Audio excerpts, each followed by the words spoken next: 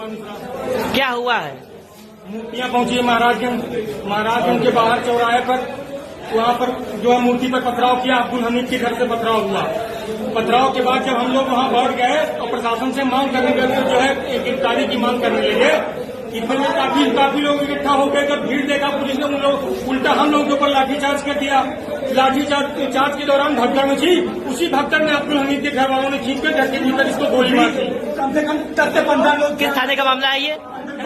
किस थाने का मामला है? ये थाना हरदी का मामला है और इस मामले में 100% दोषी हरदी थाना है। पूरी थाना क्योंकि हरदी थाना चाहती तो उनके घर वालों के सामने सुरक्षा व्यवस्था लगा करके उनको गिरफ्तार करके माहौल को शांत कर सकती थी। उन्होंने उनको गिरफ्तार करने के बजाय हम महीने पहले शादी हुई है। 4 महीने पहले शादी हुई है। उनका कौन जिम्मेदार है?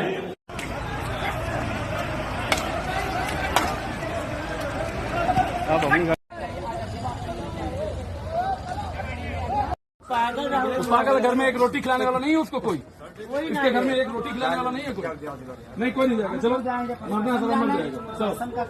चलो चलो छोड़ दो। कौन मारा है? आप ही के प्रशासन के लोग मारे नहीं। आप आज देश में कोई एक ऐसा स्थान आप मुझे बता दीजिए जहाँ हिंदू सुरक्षित अपनी शोभा यात्रा निकाल सकता है, मूर्ति विसर्जन निकाल सकता है। बहराइच में जिस प्रकार से 22 वर्षीय एक हिंदू युवक की हत्या हुई, उसको घर के अंदर खींचकर उसको गोली मारी गई और उसके बाद बहराइच में जो तांडव देखने को मिला, ये सवाल उठाता है उस सिस्टम पर जिसको पता है कि हिंदुओं का कोई भी त्योहार हो, शोभा यात्रा हो या मूर्ति विसर्जन हो, जिसको मीडिया तथाकथित मीडिया समुदाय विशेष बोलता है, उसको जागृत हिंदू समाज उसको मुसलमान बोलता है। बहराइच में जिस प्रकार से एक हिंदू उम्र केवल 22 साल थी, उसके घर में खींचकर उसकी गोली मारकर उसकी हत्या कर दी गई और उसके बाद पुलिस ने, आप ये देखिए, स्थानीय थाना जो वहाँ का लोकल थाना था, उस पूरे थाने को एसएचओ समेत कई पुलिस वालों के समेत उनको सस्पेंड कर दिया गया, उनको निलंबित कर दिया गया। मात्र 22 साल की उम्र। और जिस वीडियो की बात हो रही है कि वो हिंदू युवक हरा झंडा उतारकर उस पर भगवा झंडा लहरा रहा था। बीजेपी नेता, ये मैंने ट्वीट नहीं किया, ये बीजेपी नेता ने ये ट्वीट किया है कि वहाँ पर जो रिपोर्टिंग कर रहे हैं, बड़े बड़े न्यूज़ चैनलों के जो रिपोर्टर है वो वहाँ पर रिपोर्टिंग कर रहे हैं, उन सभी का नाम आप लिस्ट पर देख रहे होंगे। ये बीजेपी विधायक ने ये ट्वीट किया है और हम उम्मीद करते हैं कि बहराइच में जो दिखाया जा रहा है वो सत्य है पूरी तरह। माता दुर्गा की प्रतिमा खंडित की गई, वो वीडियो कहाँ है? हिंदुओं पर पत्थरबाजी हुई, वो वीडियो कहाँ है?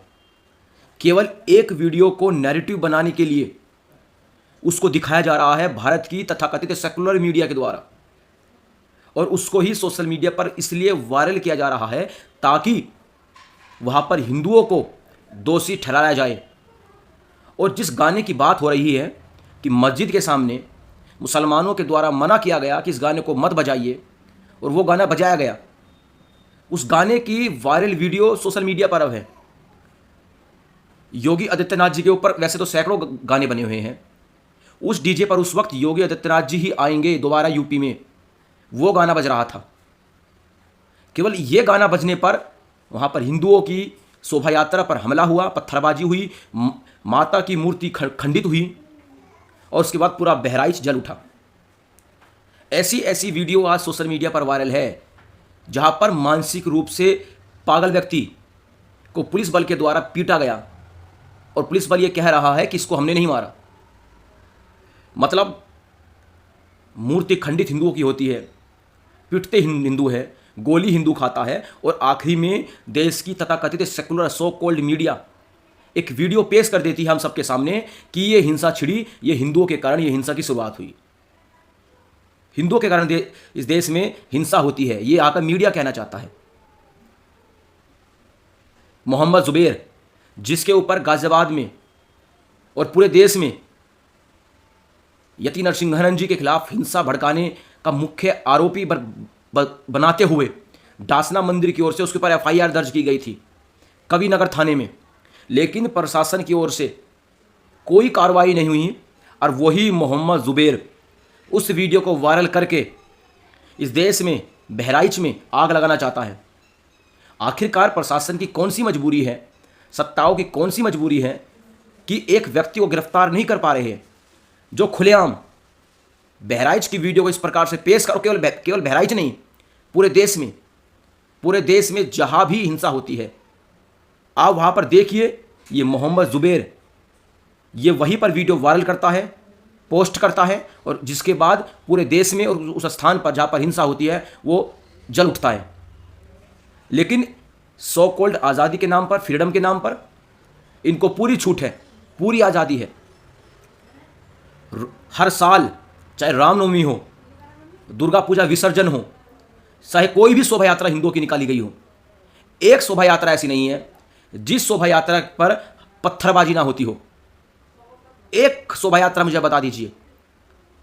विश्वकर्मा पूजा हो, कोई भी हिंदुओं का त्यौहार हो जिसमें चाहे मूर्ति विसर्जन ले लीजिए, गणेश चतुर्थी ले लीजिए, एक त्यौहार। और बहराइच में छतों के ऊपर से कांच की बोतलें मिली है, यानी कैलेंडर देखकर ये लोग पहले ही तय कर लेते हैं कि हिंदुओं का फलाना तारीख में ये त्यौहार आने वाला है। अपने घरों के ऊपर पत्थर, ईंट और कांच की बोतलें पहले से रखो, और जैसे ही भीड़ हमारी मस्जिद के सामने आए, हमारे घरों के सामने आए, कुछ भी बहाना लगाओ और उनके ऊपर हमला कर दो। वहां के स्थानीय लोगों के द्वारा एक वीडियो में यह बताया गया कि वहां के जो वहां का थाना था उसने लाठीचार्ज किया, उसकी लाठीचार्ज से भगदड़ मची। उस भगदड़ का फायदा उठाकर मुस्लिम उस हिंदू युवक को उठाकर घर में ले गए और उसको गोली मारी। यह बहुत ही अमान्य चेहरा है प्रशासन का।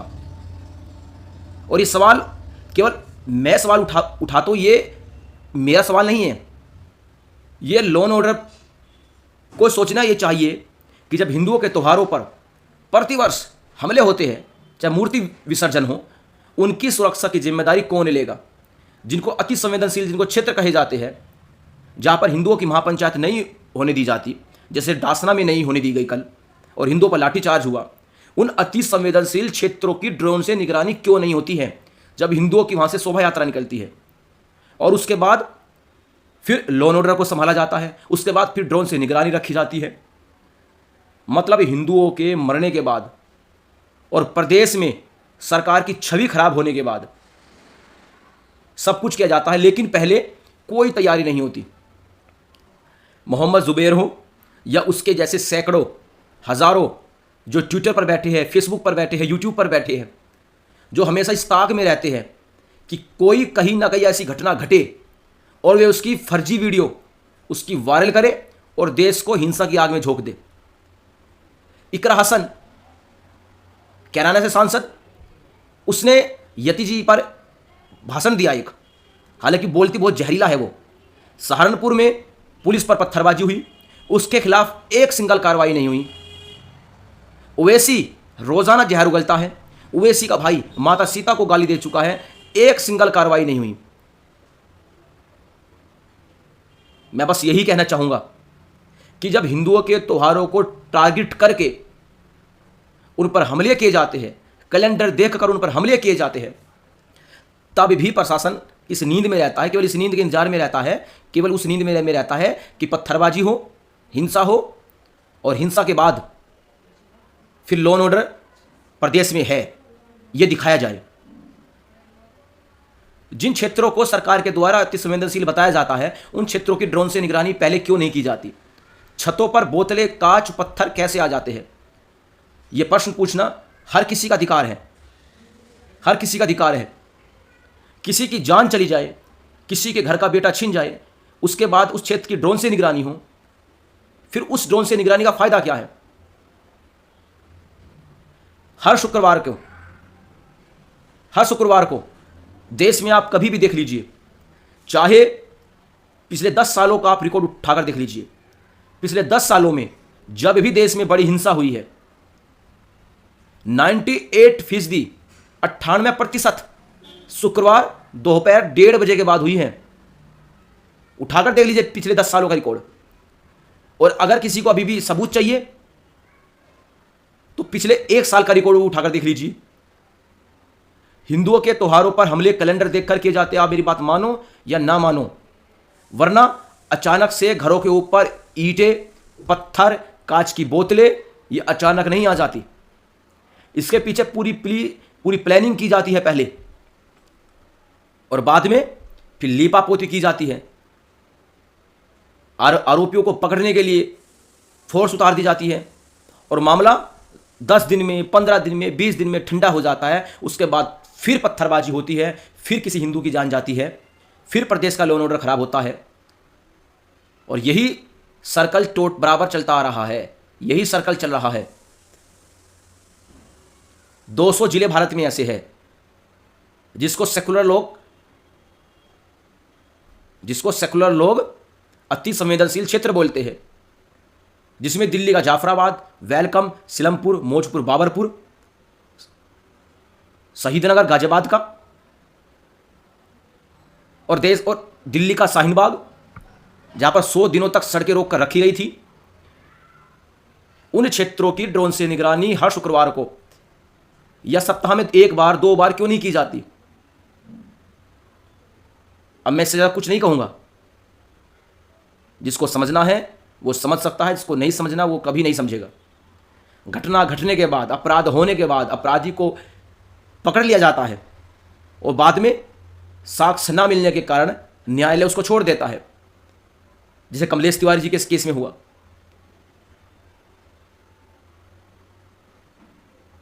2021 में डासना मंदिर के अंदर बिहार से आए नरेशरन जी के ऊपर चाकू से रात को 3 बजे हमला हुआ। आज तक उनके आरोपी नहीं पकड़े गए। आज तक 10 दिन 15 दिन मामला उस वक्त भी तनावपूर्ण रहा था। मंदिर में CCTV सब कुछ थे, आज तक उनके आरोपी नहीं पकड़े गए। भगवान ही जाने इस देश में क्या होगा और कैसा हिंदू का फ्यूचर है। मतलब पिटता हिंदू है, मरता हिंदू है, केस हिंदुओं पर लगते हैं, और दोषी हिंदुओं को ही बना दिया जाता है कि हिंसा बहुसंख्यक समाज करता है। हर महादेव।